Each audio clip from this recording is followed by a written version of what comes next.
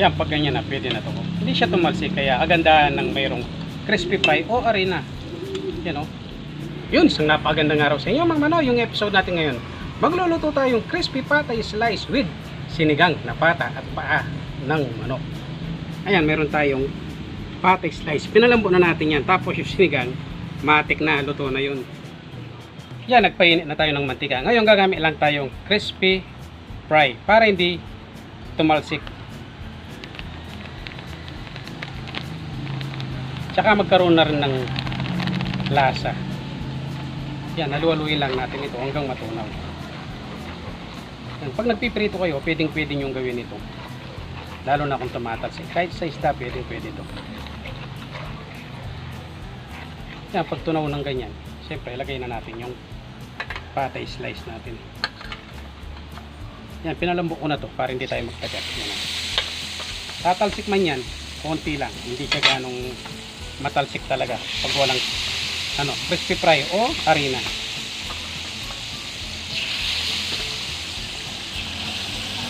Abo. Yan, sakto lang yan. Yan. Balikan natin yan maya. Yan, pag ganyan na, pwede na to. Hindi siya tumalsik, kaya agandahan ng mayroong crispy fry o harina. Yan o. Kasi kung walang harina to, crispy fry, ay sigurado magtatalsikan yan.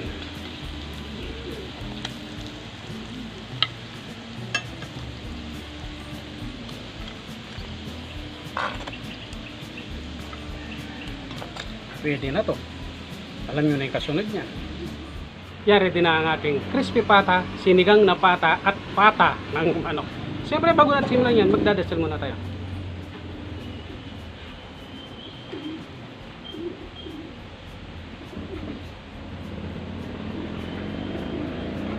Yan, dito muna tayo sa sabaw.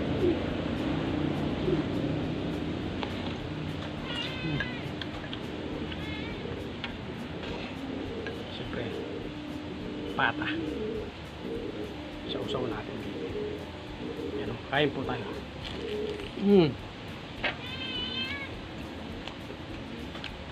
Harap niya.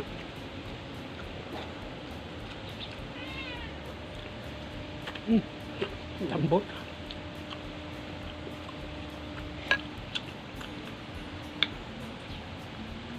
Harap ng pata. Tabi ko muna para makakain tayo ng kanin.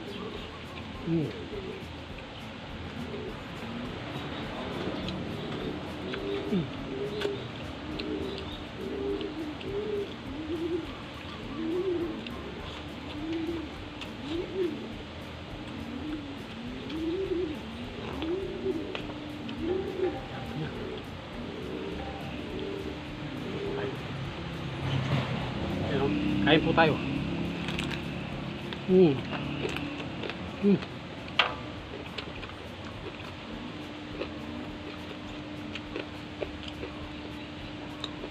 Crispy yung balat.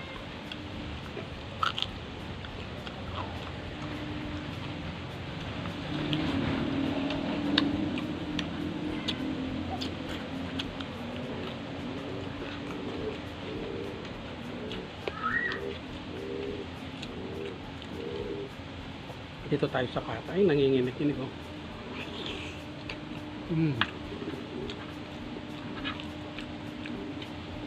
Sausaw natin dito sa sopa.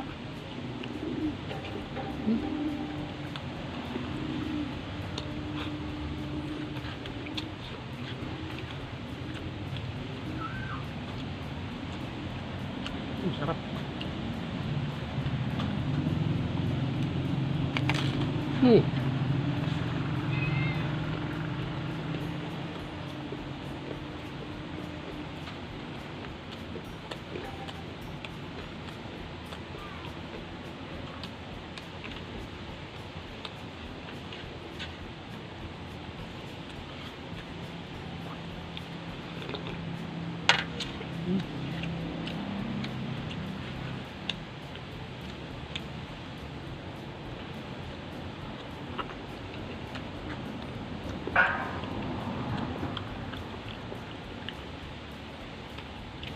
Labo ng pa.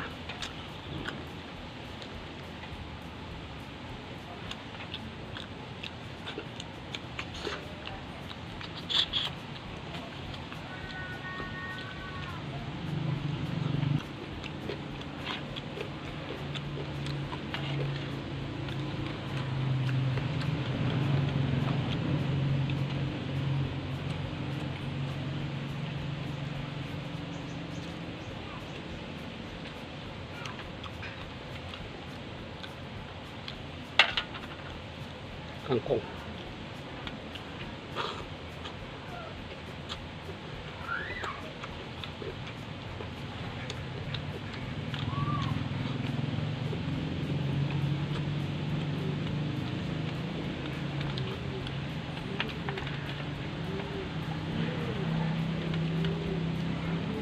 Sarap ng pata.